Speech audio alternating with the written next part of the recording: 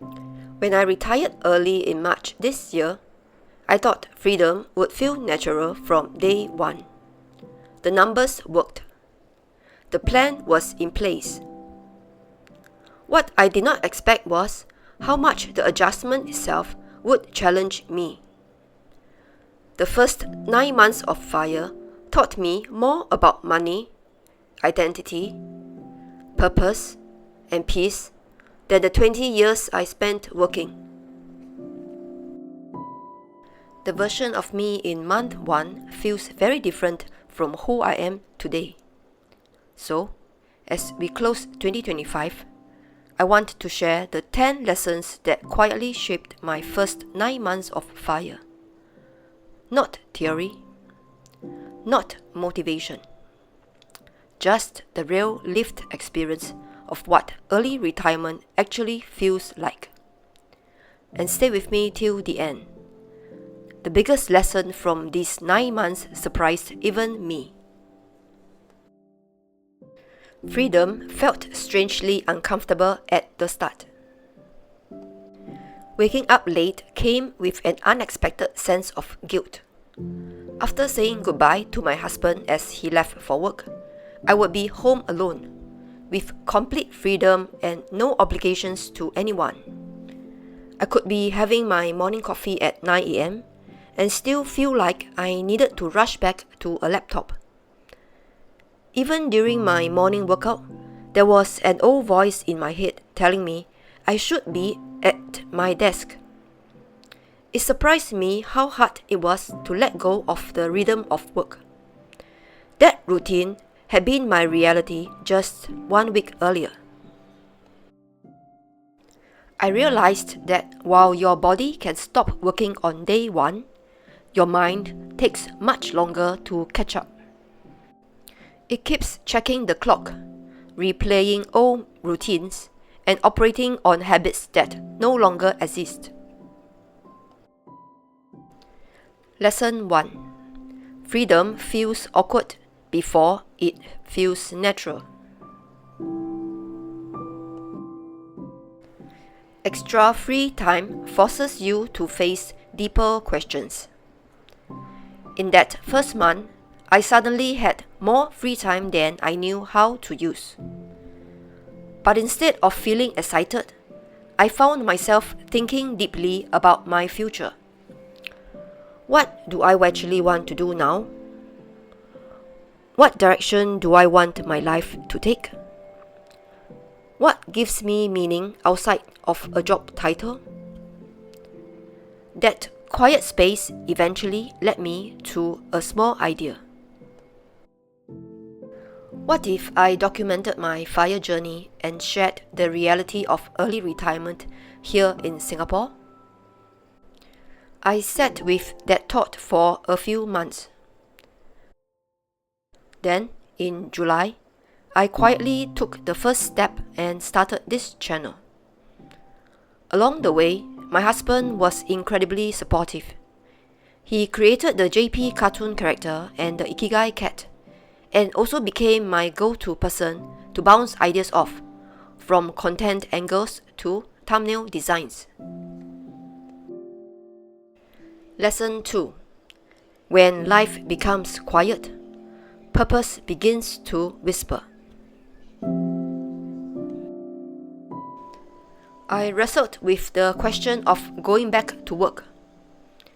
This is something many early retirees think about, but rarely say out loud. At 47, I kept asking myself whether I should return to work. Not just once, but again and again. Was it too early to stop? Would taking a break make it harder to return later? Was I really ready to let go of an identity I had carried for more than 20 years? But beneath all of that was a quieter, heavier question. Did I actually want to go back? Did I want another high-stress role just because the pay was attractive? Did I want to return to the 9 to 6 grind, the deadlines, the pressure and repeat the same cycle for another 5 or 10 years? Was the extra income really worth it? Or was I simply afraid of what came next? That question felt heavier than the fear of stopping. So I went back to the numbers. I ran them again and again. Not to optimize, but to reassure myself. And slowly, something became clear. If I wanted to, I never needed to work full-time again. That was the moment I stopped job hunting. Not because I was running away from work, but because I finally gave myself permission to believe what the numbers were already telling me. I had reached financial independence. Lesson 3. Fire only becomes real when both your numbers and your emotions agree. Peace no longer required holidays. One of the most unexpected changes this year was how quickly my stress disappeared. My sleep improved almost immediately. My mind felt calmer. And then something hit me. I realized I did not need a holiday to feel relaxed anymore. In the past, going on holidays gave me permission to completely switch off. I would happily turn on my out of office, knowing that for a few days or maybe a week, I could finally let my mind rest. And near the end of every trip, I would always find myself dragging it out, because I knew I was heading back to the grind. But this time it was different. I noticed that the sense of peace I used to look for during travel was already present in my daily life.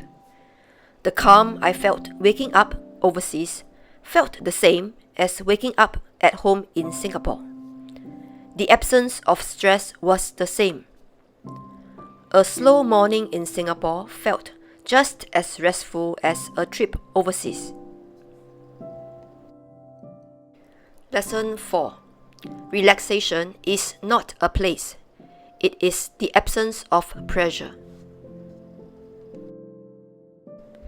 I discovered a natural rhythm, and peace became my new normal. As the months went by, I noticed a new routine forming on its own. Every day now begins with a morning workout. I feel refreshed instead of drained. My days feel intentional, even without a fixed schedule. My mornings often flow by without me checking the clock. If I feel tired in the afternoon, I take a nap without thinking twice. Sometimes I even forget what day of the week it is. There is no rush, no deadlines. No need to squeeze everything into evenings and weekends. What surprised me most was how different month 9 felt compared to month 1. Today, I can wake up at 9 a.m. and feel completely comfortable. No guilt, no pressure, no sense that I should be somewhere else.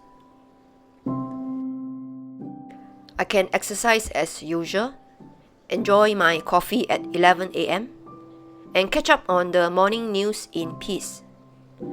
This gentle routine feels natural now. It no longer feels like I am breaking some invisible rule of productivity. It feels like a life I have grown into. 9 months of consistent calm and low stress have been incredibly refreshing.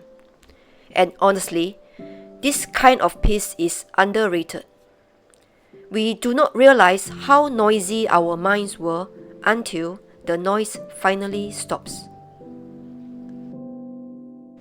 Lesson 5. When pressure is removed, freedom becomes a rhythm your whole body aligns with. Contentment arrived faster than I expected. The shift was quiet. I would walk down Orchard Road and realize there was nothing I wanted to buy. There was nothing I lacked. Most of my spending now goes to food, coffee, transport, and the occasional travel experience. I began to see that once you stop using status or comfort purchases to cope with work stress, the urge to consume fades on its own. Lesson 6. Contentment grows when your life is no longer shaped by the grind. I became more present for the people who matter. This has been one of the biggest blessings of FIRE.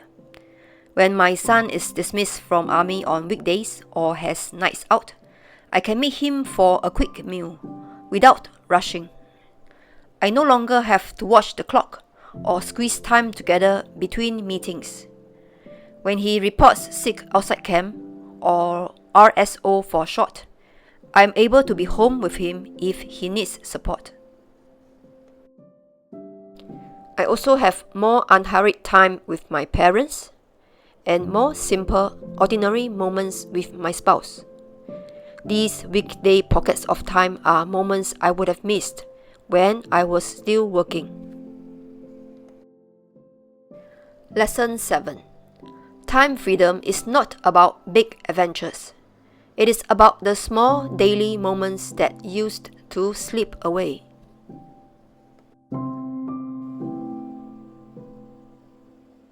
This was not my story, but it could have been.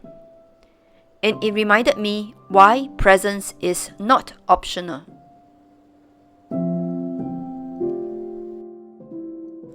A meaningful conversation with my son. One moment from these 9 months stayed with me deeply. When I found the right time to tell my son about my job ending and my decision not to return to full-time work, his first instinct was practical. He asked whether our household income would now be halved and whether we were poor now. That question reminded me that early retirement is not just a personal transition. As a parent, it is something the whole family experiences in their own way. I reassured him that our quality of life would not change because the portfolio I built over the years was designed to support us safely. I also encouraged him to continue investing a small portion of his army allowance each month. Not because he needs to retire early, but because building investments gives him options for his future. Then, something small but unexpected happened. When he was promoted and received a higher allowance, he quietly increased his monthly DCA amount by about 40% on his own. He did not announce it. He just did it. That moment made me smile. I also shared with him that one day, when we are no longer around, he will be the one managing our portfolio. Learning how to invest well is not only about his own financial independence. It is also about being ready to steward the family's assets responsibly. Lesson 8. FIRE is not only about personal freedom. It is about guiding the next generation to build confidence, habits, and wisdom to carry responsibility forward. I learned that many early retirees keep FIRE private at first. When I went through the transition, I did not tell my parents until April. I kept it from relatives as well, because I needed quiet space to adjust on my own terms. When I eventually told my parents, their reactions were light-hearted but revealing. The following month, when I passed them their allowance, my mom joked, "Still can give allowance now that you are not working?" My dad also laughed and said he retired in his 60s and here I was, retiring at 47. They meant no harm. But those comments reminded me how unfamiliar early retirement still is, even to the people closest to us. Most of my friends still do not know I am no longer working, except for a small few I chose to tell. I even found myself avoiding neighbors at times, not because of them, but because I was not ready for questions about work, or to explain why I had chosen not to return to a full-time role at 47. As I connected with others in the FIRE community, I realized this was common. Many delayed telling their parents, even years into FIRE. Friends often remained unaware. Most just needed quiet space to adjust first. That was when the irony became clear. Traditional retirement is socially accepted. Retirement at 60 or 65 comes with announcements, farewell lunches, and congratulations. Early retirement is different. It is often kept private because it invites questions rather than celebration. And yet, early retirement is far harder to achieve. It demands years of discipline, sacrifice, and long-term planning. Still, it is the traditional retirement and not the early one that society knows how to honor. You only have to look at the reactions online to see the difference. Traditional retirement is socially accepted. Early retirement must be personally navigated. That is why many early retirees keep this quiet. It is also why I choose to remain anonymous. I share my journey online not to replace a job or seek validation, but to help others who may feel uncertain or alone. Keeping my offline identity separate allows me to live quietly, without unnecessary questions. You do not hear much about FIRE, often because those who achieve it choose silence over attention. But that does not mean it is rare. It means it is quiet. If time freedom is something you hope to pursue, know that others have done it, not loudly and not all at once, but steadily over many years. Next year, I will begin sharing some of these stories to show that FIRE comes in many forms and that there is no single path. If this resonates with you, stay with me. This brings us to lesson 9. FIRE is not validated by applause. It is sustained by personal clarity and quiet conviction. Quiet journeys still count. Market swings felt different once FIRE became real. In early 2025, I still enjoyed market pullbacks. Bargains still excited me. I had excess cash from ongoing income and my severance package, so buying dips felt comfortable and almost routine. But that feeling shifted after I stopped working. As the year went on and my cash moved closer to my buffer, I became more deliberate. I was no longer deploying fresh cash freely. Instead, I found myself rotating positions and thinking more carefully about each move. The decisions felt more intentional and more emotional. That was the real change. Lesson 10. In FIRE, investing is not just strategy. It is emotional discipline. As 2025 comes to a close, I realize these 9 months were never just about retiring early. They were about rediscovering how I want to live, work, create, and connect.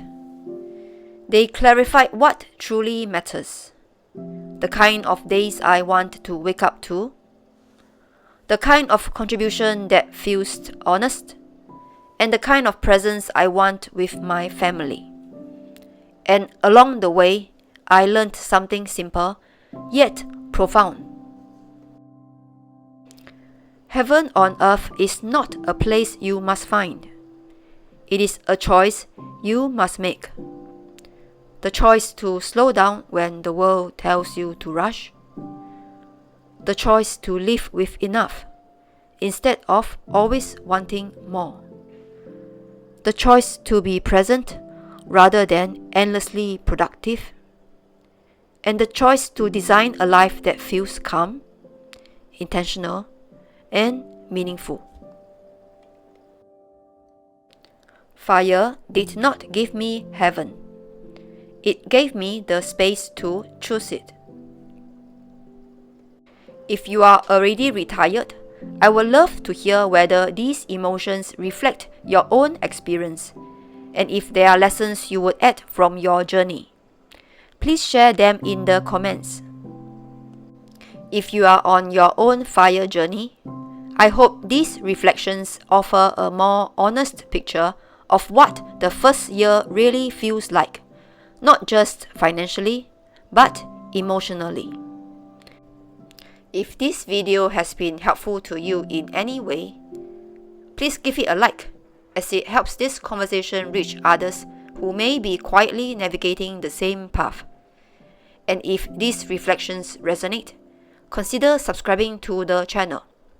I share thoughtful conversations about FIRE, life after financial independence, and designing a second act with intention.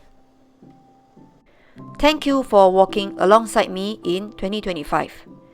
I look forward to sharing the next chapter with you in 2026. Till then, have a great Ikigai day.